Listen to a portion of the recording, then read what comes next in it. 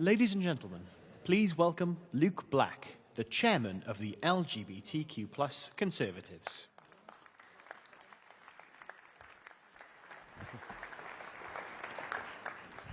Hello, good morning, conference.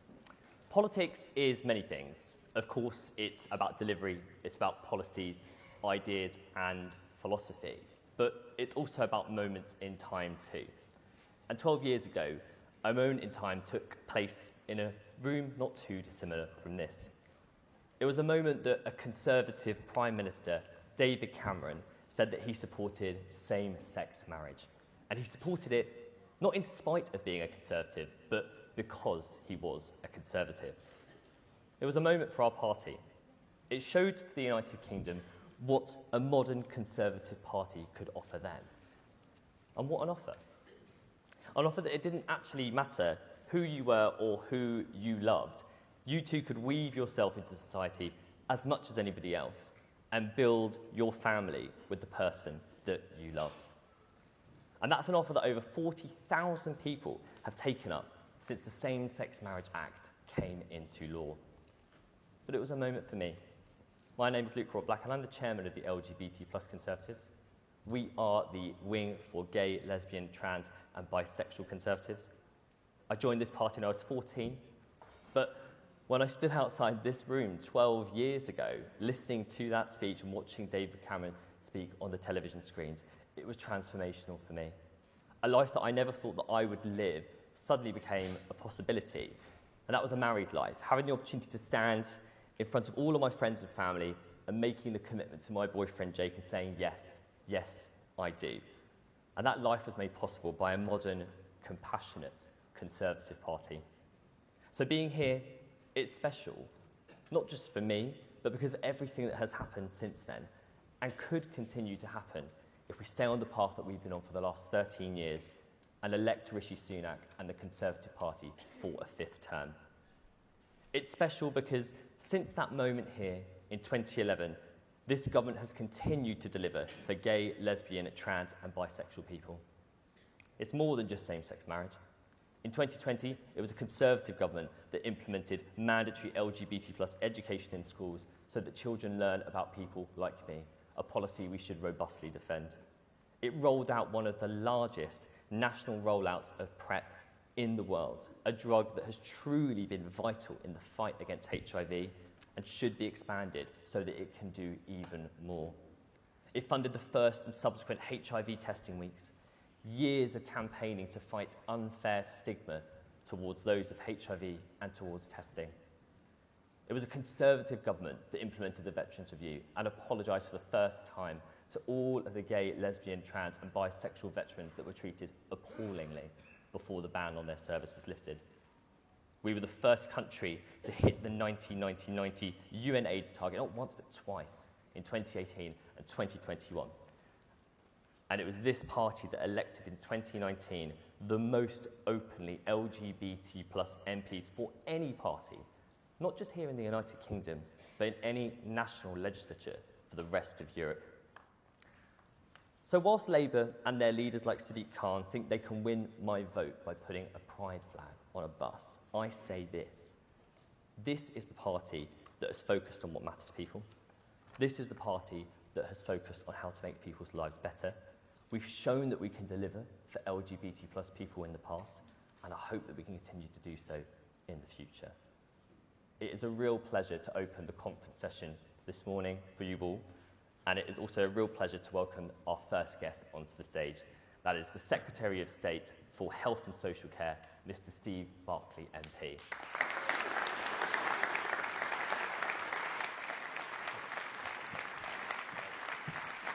Hi, Luke. How are you?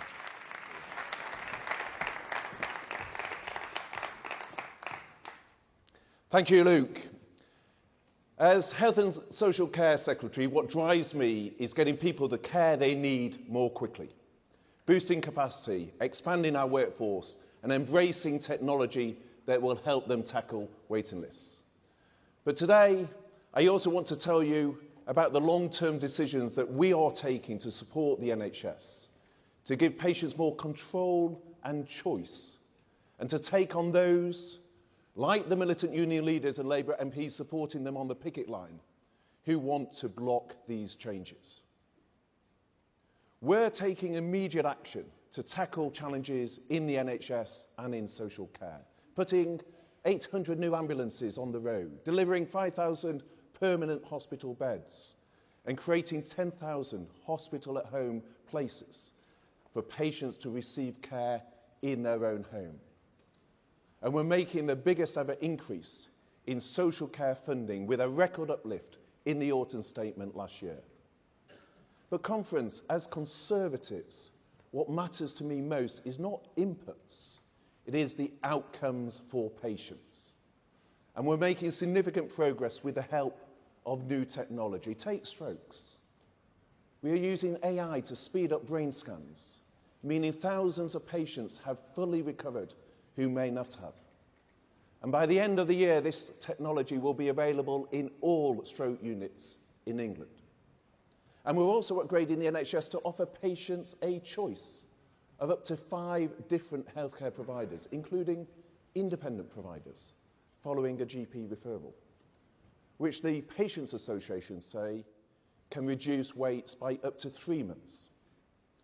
But I also know that it can sometimes take too long to roll out new innovations nationally, even when they have been proven to work in local pilots. So today, conference, I am announcing the creation of a new £30 million fund to speed up the adoption of tech in the NHS.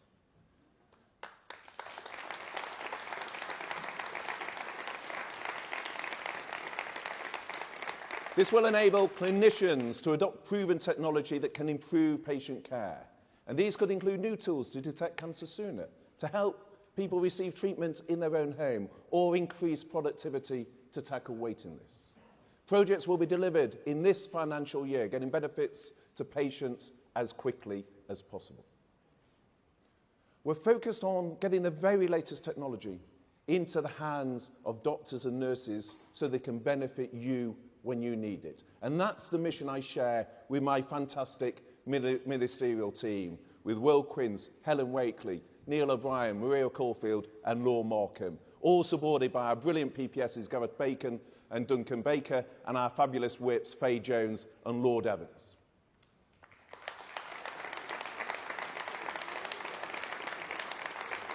But conference, I want to be clear. We want to give patients more choice and control over their care. And we can only do that with long-term thinking. Take our long-term workforce plan, the largest expansion in training in the history of the NHS. The first time in the history of the NHS that a government has been willing to set out a plan for the next 15 years for recruiting and training doctors, nurses, paramedics, and other vital staff. And to show we are already delivering on that plan, I'm delighted to announce today that we are making additional medical school places available at universities for next September. Most of these places will be targeted toward 3 new medical schools at the universities of Worcester, Chester and Brunel, with further places for 2 universities here in the northwest, the University of Central Lancashire and Edge Hill. And this is alongside our new pilot for medical degree apprenticeships, a new route into medicine for young people yearning to train to become a doctor, but who want to take a vocational route, because our party is the party of real opportunity for anyone, no matter where you come from.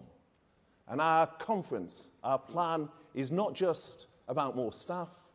It is about using this powerful moment for reform, using our Brexit freedoms, shorter degrees, new roles, and more ways onto the NHS career ladder. Better for patients and the taxpayer. Now, conference, my own background in the private sector taught me that organisations run more efficiently when they look at outcomes, not the inputs. Being focused on the end point means you cut down on waste. That's why I brought in Steve Rowe, the former chief exec of Marks and Spencer, to scrutinise our department spending.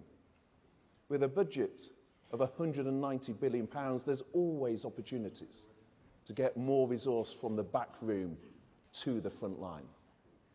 When I was appointed, I put an immediate recruitment freeze in place, which has reduced the department headcount by a sixth. And we are closing half of the department's offices. That's less money on the back office and more money on the front line.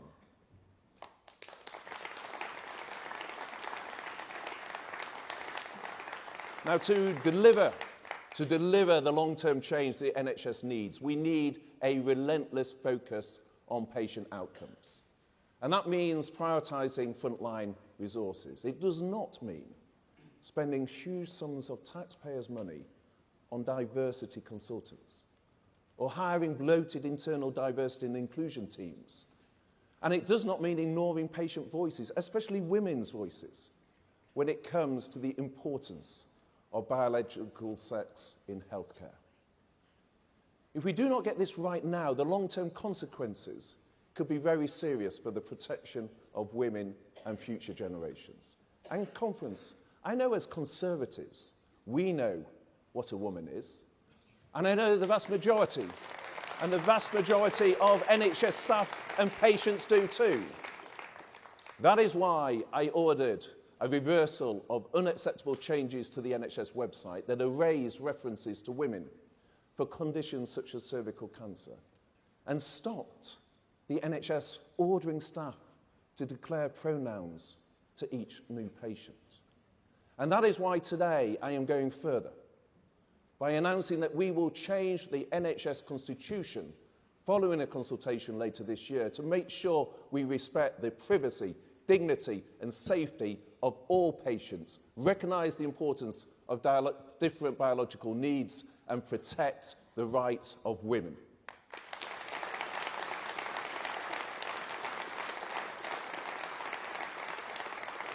Now, conference, if all of that seems like simple common sense, that's because it is. And yet, every step of the way, we have faced opposition from the usual suspects when we were simply trying to do the best for patients. You probably saw some of them on your way in this morning. The militant BMA leadership, whose strikes have resulted in countless cancelled appointments and pose a serious threat to the NHS's recovery from the pandemic. Their consultants and junior doctors committee are relentlessly demanding massive pay rises, even if that means diverting resources from patients, and despite junior doctors having already received a pay rise of up to 10.3%. But it doesn't end there. They are even threatening to take the government to court over our plans to let patients see their own test results on their own phones, rather than taking up a GP appointment. This clearly shows that the BMA leadership is not on the side of change and they are not on the side of patients.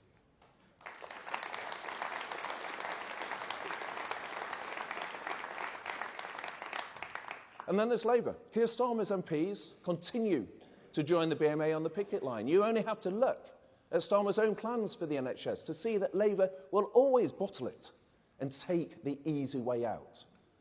When his own proposals on workforce were published, there was nothing on reform whatsoever. No shorter courses, no new roles, just more of the same. His shadow health team won't even back our rollout of new obesity drugs on the NHS via primary care, game-changing new treatments that could give people struggling to lose weight a real helping hand. Labour don't want to embrace innovation. Instead, the left like to lecture people on what they eat and drink. Look at Labour-run London. Sadiq Khan has banned Wimbledon adverts on the Underground. Why? Because photos of strawberries and cream breach health advertising rules set by City Hall. And in Wales, Labour has banned meal deals that include a sandwich with a bag of crisps at a time when families are concerned about the cost of living. Now, Keir Starmer says that Wales is the blueprint for what Labour can do in England. But their record on health makes for grim reading. As a result of Labour's short-term thinking, patients in Wales are twice as likely to be waiting for treatment than in England. No wonder that the number of patients in Wales escaping to seek treatment in England has increased by 40% in 2 years.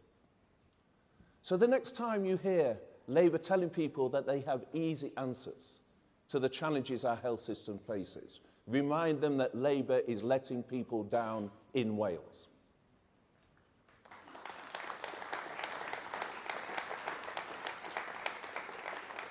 Now, conference, it's only by taking on those who resist change that we can make sure the NHS is there for us and our loved ones in the future.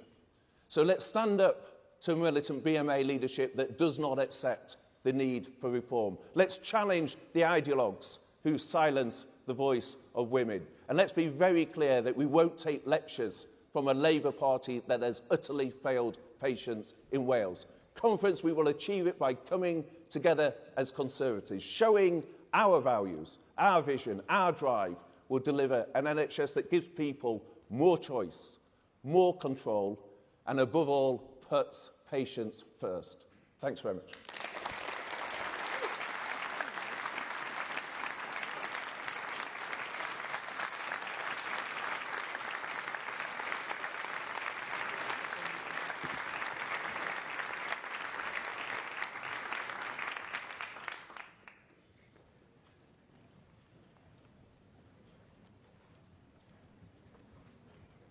Ladies and gentlemen, please welcome the Secretary of State for Science, Innovation and Technology, Michelle Donnellan.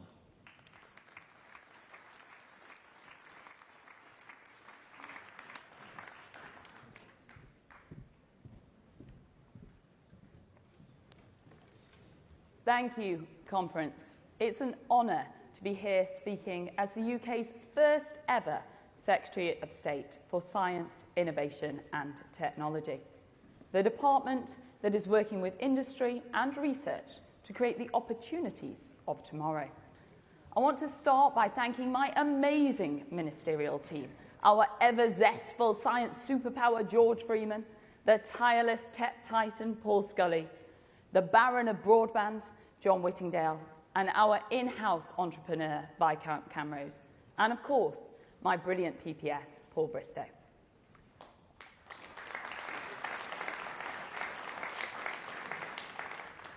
When the Prime Minister created DCIT, some questioned why this department was a priority.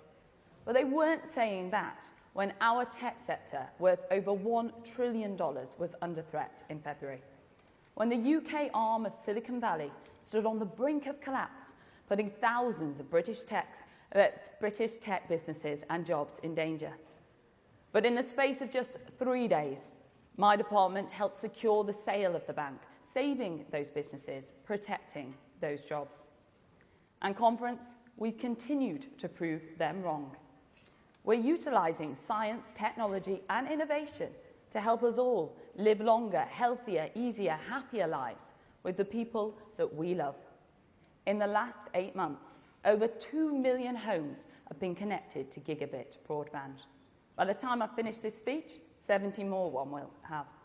Over 53,000 people have got new jobs in 31,000 new British tech businesses.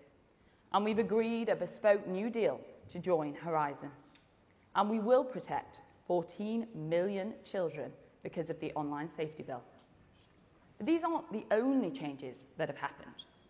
We've crowned our new king, Labour have appointed another shadow cabinet, and I welcomed my baby boy in May.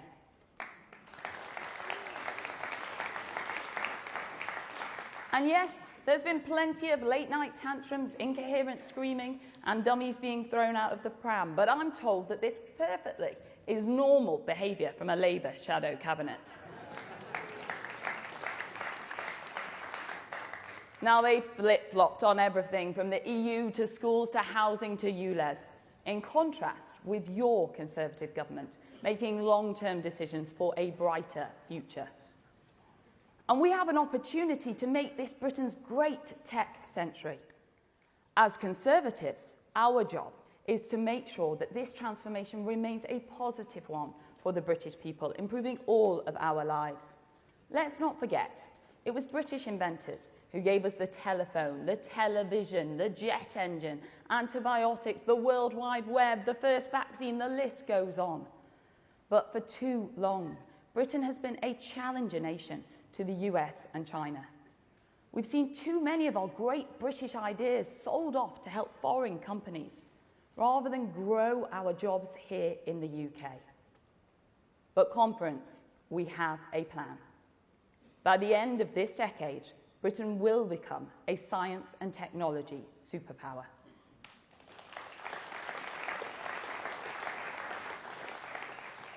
And I want this to be a country that becomes energy independent, that flies the first electric commercial plane and even discovers cures for cancer. Because when we double down on the things that put the great into Britain in the first place, our talented people, our entrepreneurial spirit, our ability to problem solve, we will lead the world with new inventions and keep those jobs on our shores. Because to me, that's what being a Conservative is all about. Aspirations and ambition for our nation and putting the British people and British values first. Conference, just look at our game-changing online safety bill, how it put you back in the driving seat of what you see and do online. When I took over this bill a year ago, many of us were concerned about the implications for free speech. It was stuck in deadlock over the issue of legal but harmful, and I didn't think it went far enough to protect our children. So I injected some common sense. I said that we should not create quasi-legal categories where something can be legal to say offline to somebody's face, but where the state then clamps down on it online. Because I think that if we all believe that something should be illegal, we should have the courage of our convictions to make it illegal. So that's exactly what we did. With cyber flashing, with intimate image abuse, with the promotion of self-harm, whilst also standing up for free speech and choice and removing legal but harmful.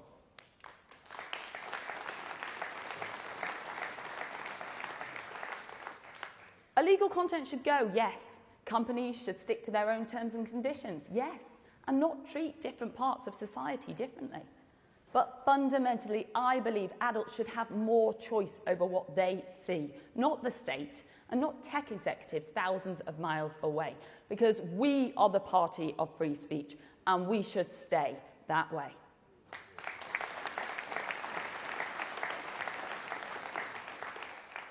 When I took over this bill, people also said to me it was impossible to strengthen for children. Well, do you know that the average 9-year-old has a social media account, and the average 13-year-old has seen porn online? I said enough was enough. Now, the bill will protect children from online harm. It will ensure that children under 13 cannot access social media platforms, and tech executives will face jail time if they turn a blind eye. But as we protect children from the harms online today, we are, of course, also preparing for a future enhanced by artificial intelligence. Britain is leading the way on AI safety. AI does have enormous opportunities to cut down our NHS waiting lists, to support teachers. They've got more time to teach and less time to do admin, and to revolutionise our public transport and much, much more. But to seize these opportunities, we've got to grip the risks. Next month, Britain is organising the world's first global AI safety summit, bringing together world leaders so we can better understand the risks of AI and put in place the guardrails to protect the public, whilst also reaping the benefits and fostering innovation. With the Prime Minister, I set up the world-renowned Frontier AI Task Force, modelled on the fantastic Vaccine Task Force, with some of the leading minds on AI to ensure that Britain really does lead the way on AI safety.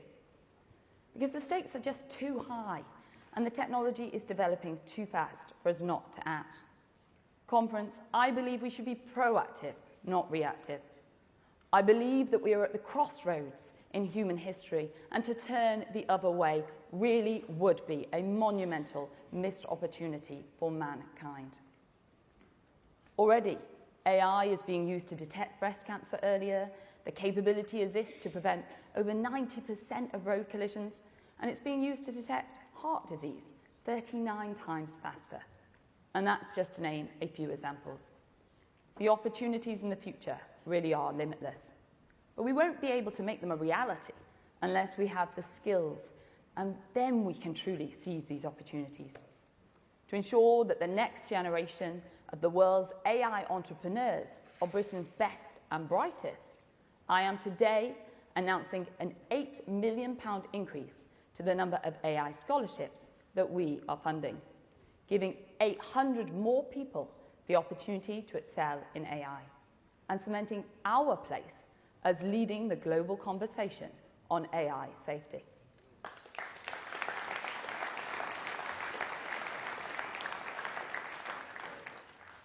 But as Conservatives, we also must ensure that opportunities of technology are spread right across the country, from Folkestone and Falmouth to Hartlepool and Holyhead.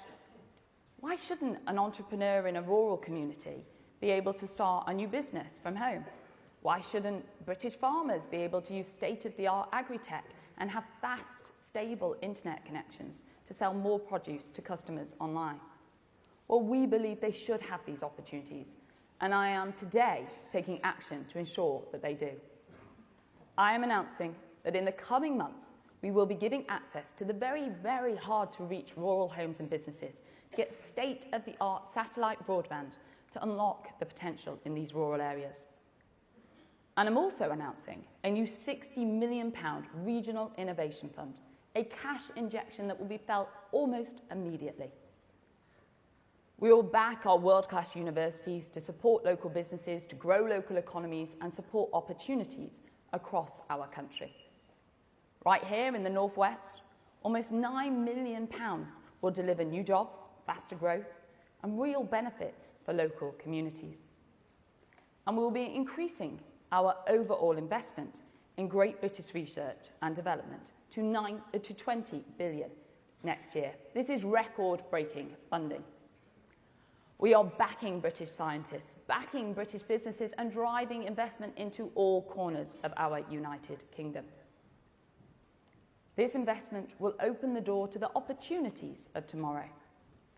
Now, British scientists are consistently advancing the frontiers of knowledge with groundbreaking discoveries that are reshaping our world. Did you know we are the first in the world for producing the top medical science publications? We're second in the world for R&D into healthcare. And unlike countries like the US, like China and Germany, we're actually net exporters of pharmaceuticals. British scientists really are the bedrock of our great economic power. When I first was appointed in this role, I was reminded of Margaret Thatcher's scientific legacy. Now, I'm not talking about her legendary role in the invention of soft scoop ice cream, but I am talking about her wise words as Prime Minister, when she described science as humanity's attempt to cast a light ahead so that we may move forward step by step in the right direction. She was right. Conference, we are the party of facts. We are the party of evidence. We are the party of scientific rigour. And I will stand up for these core values. But increasingly, thanks to the slow creep of wokeism, this guiding light that Thatcher referred to is under attack. Now, Keir Starmer has said that these issues don't matter to the public. He thinks that the legitimate concerns of the scientific community and of millions of Britons don't matter. Well, Conference, I think it does matter.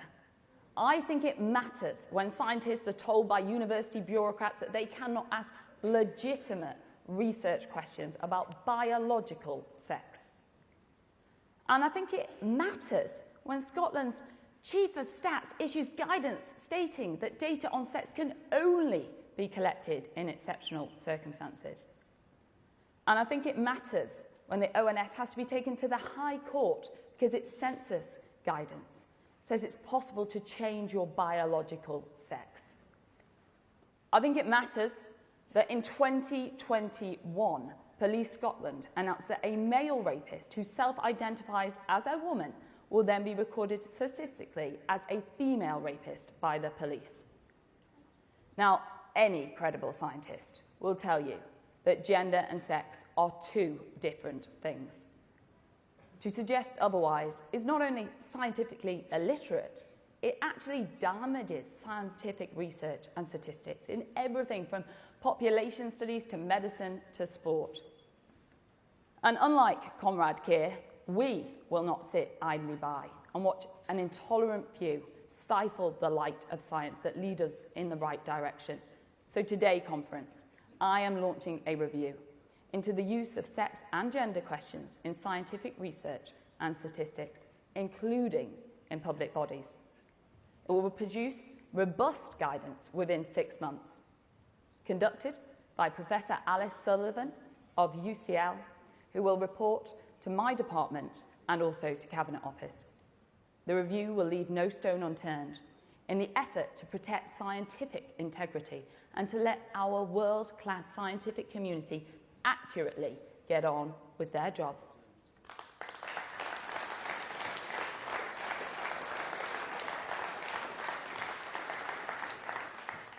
So, to those who think that they have the right to impose this utter nonsense on science, let this message today go out from this conference hall. We are safeguarding scientific research from the denial of biology and the steady creep of political correctness.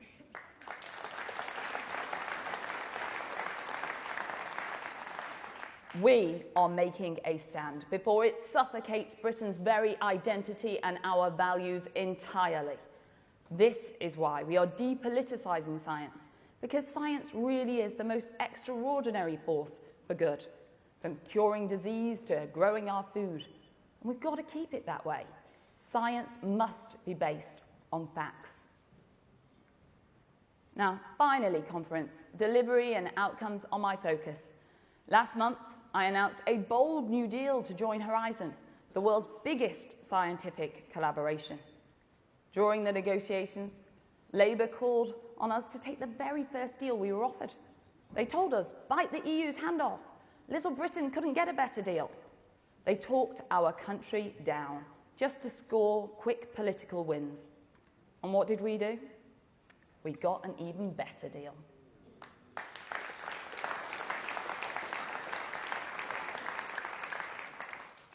And I think that says it all, really. While Labour act in self-interest, while they sneer from the sidelines and they say it can't be done, we are busy taking those long-term decisions and delivering. They said that we couldn't leave the EU and secure a better deal on Horizon. We did it. They said that we couldn't create a bespoke, common-sense, British version of GDPR that cracked down on endless cookie pop-ups. We did it. They said that the online safety bill couldn't protect free speech for adults and do more to protect children online. We did it. And we achieved these because we never lost sight of what it means to solve difficult problems in an unapologetically common-sense, conservative way. I believe in the individual, in opportunities, in hard work, in the family, and whilst others want to smash the foundations of Britain down, I believe that we, as Conservatives, have a duty to build Britain up.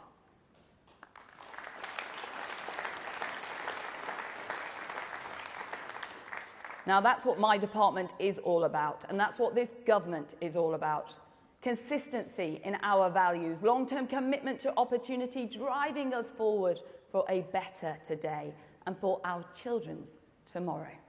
Thank you.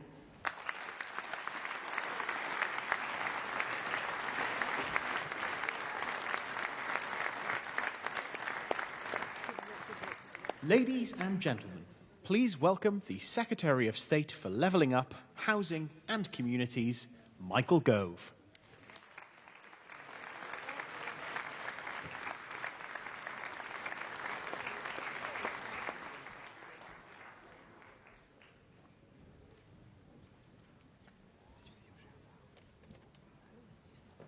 Good morning. Lovely to see you. I want to begin with a word of thanks. I want to thank you, every single one of you in the hall, your friends, your family, the army of Conservative activists, members and supporters. Because it's thanks to you, your unstinting efforts, your energy and your enthusiasm, that we have Conservatives in government. And we Conservatives have a record that we can be proud of. Consider the facts. We have delivered. We've delivered better state schools than ever before, with our children the most literate in the Western world. And there are more students from state schools now at our best universities. We've also got more students securing top grades in maths, physics and chemistry. Our universities are the best in Europe and they're growing. We also have record numbers in employment. We've created 1 million more new jobs while in government because welfare is simpler, fairer and better targeted. We've taken hundreds of thousands completely out of income tax. Families have many more hours of free childcare. And since COVID, our economy has grown faster than France's or Germany's. We've also delivered the first national living wage, same-sex marriage, and the most diverse government ever. Stronger defence, with 2 new aircraft carriers, new nuclear submarines, and a strengthened NATO. We've delivered the fastest decarbonisation of any major economy. And we're world leaders in offshore wind, world leaders in reforming farming, and we have shown world leadership in protecting our oceans. Brexit has been delivered, and membership of the world's fastest-growing trade bloc secured. And there is now more than £350 million extra a week for our NHS. We're showing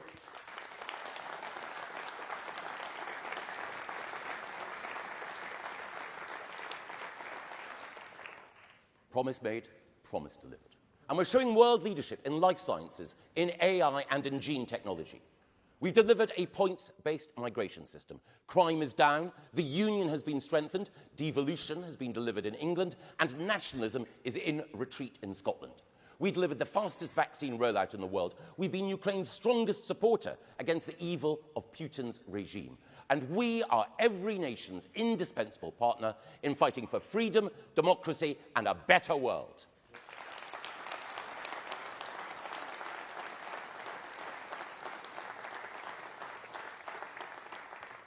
We've got a record to be proud of, a Conservative record, a record of delivery against the odds, and a record that every one of us should be proclaiming every single day from now until the next general election, because this is a record which will give us victory.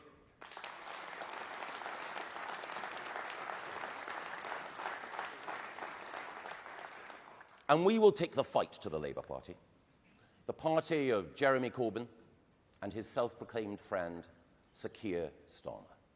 Sir Keir, who was against Brexit, then wanted to accept Brexit, then wanted a second referendum on Brexit. Then he said that he wanted to make Brexit work. And then just last month, he said he wanted a Brexit which was actually identical to EU membership. He was saying, as he always does, whatever he thought people in the audience wanted to hear. Sir Keir Starmer is the jellyfish of British politics.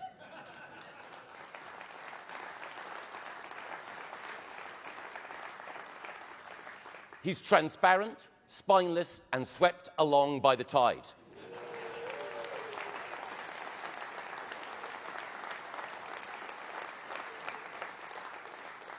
Under Sir Keir, Labour is the party of equivocation, procrastination, prevarication, but it is never prepared to stand up for our nation.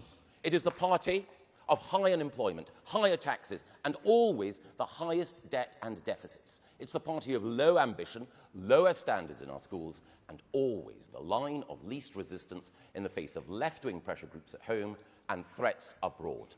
Well, we have a message from this hall for Labour and Sir Keir. We will fight, fight, and fight again for the country we love.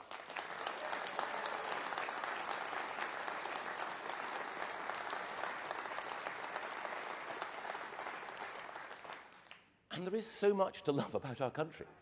Though you might not always think that if you relied on Twitter for your news and The Guardian for your views. There's a fashionable tendency to denigrate our country, to denounce our past, and to see only decline in the future. But the country that the left depicts is not the United Kingdom that we know. This is a country which welcomes refugees from Hong Kong, Afghanistan, and Ukraine. A country which invests billions fighting climate change in the poorest countries in Asia. We fight poverty in Africa and tyranny everywhere. We're a country with the most diverse and inclusive Conservative government in the West. A Foreign Secretary whose mum came from Sierra Leone, a Home Secretary whose family are from Kenya and Mauritius, a Business Secretary brought up in Nigeria, and a friend of mine whose grandparents came here from Kenya's Indian diaspora, our Prime Minister, Rishi Sunak.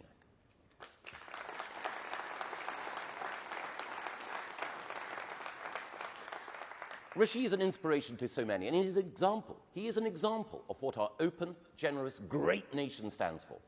Opportunity for all, hard work rewarded, prejudice vanquished, service to others, and courage in the fight. We are so lucky to have Rishi as our Prime Minister, and he will lead us to victory at the next election.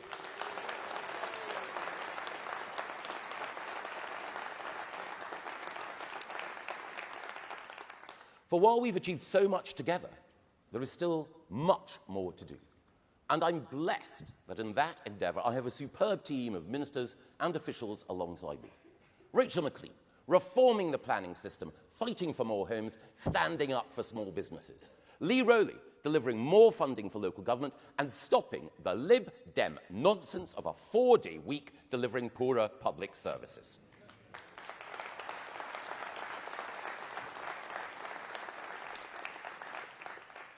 The great Jacob Young, the engineer of levelling up, supporting our towns to flourish.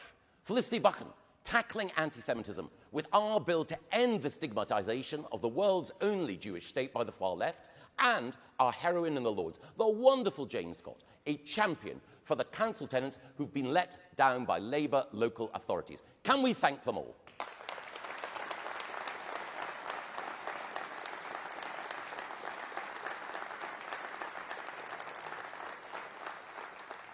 And can I also thank everyone in this hall and beyond who serves in local government. Our councillors and former councillors are the stars who guide our path forward, the local heroes who are responsible for thousands of acts of kindness and leadership every day. Can we all salute our councillors and everyone in local government who do such a great job?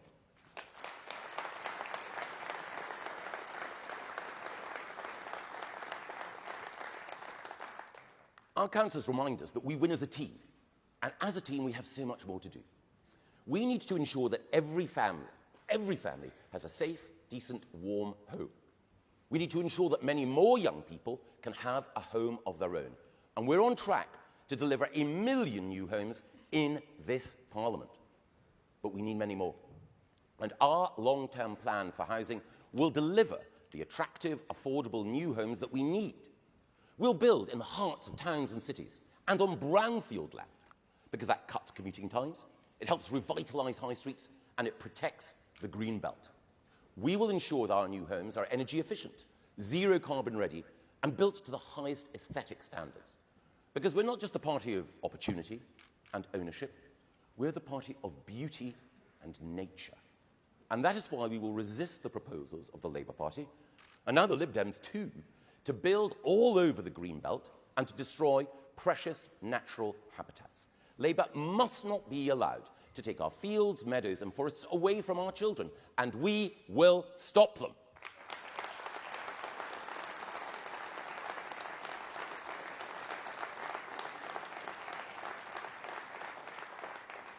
Under the Conservatives, we will have a beautiful built environment and an enhanced natural environment.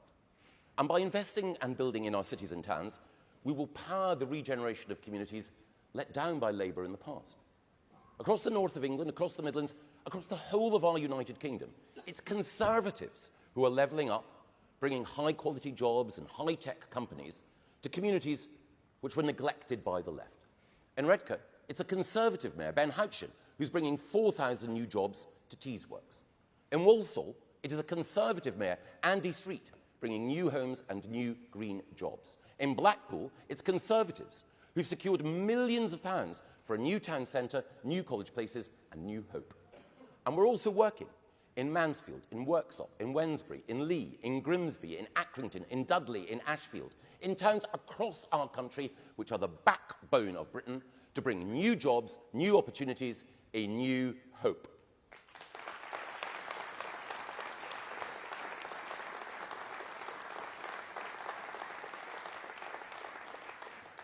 In our towns, the values of hard work and solidarity, common sense and common purpose, endeavour and quiet patriotism have endured across generations.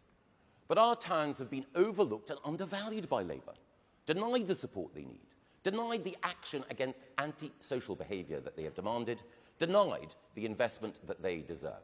That's why we are investing in our long-term plan for 55 towns across the United Kingdom, to ensure that in the country we love, no community is left behind. And we can make that investment because we made tough choices. And that is what government requires. And that is what Conservatives deliver. And Conservatives in government have never been more necessary than now, because only we can deliver the long-term changes that this country needs. Only the Conservatives have the determination to stay the course and to bring inflation down. Only the Conservatives have the resolution to resist easy answers, avoid empty pledges, and make the right decisions for the long term. Whether it's resisting inflation-busting pay demands in the public sector, or tackling the eco-loonies who stop hard-working families getting to work, or facing down the faint-hearts who say that we shouldn't try to control our borders, or taking on the enemies of promise in education. Only the Conservatives are up for the fight.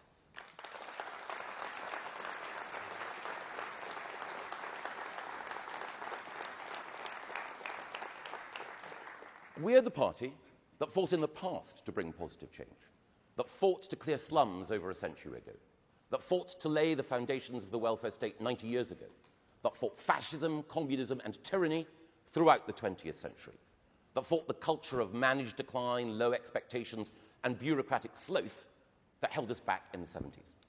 The party that fought for home ownership, lower tax and personal freedom in the 80s, that fought to alert the world to the dangers of climate change and fought to uphold democracy in Ukraine, that fought to make opportunity more equal in the last decade for gay people, for poorer children, for those living with disability, and for those from every background who believe in hard work and home truths. And we will fight at the next election for a kingdom more united, more confident, and more ambitious. We will fight together for the country we love. Thank you.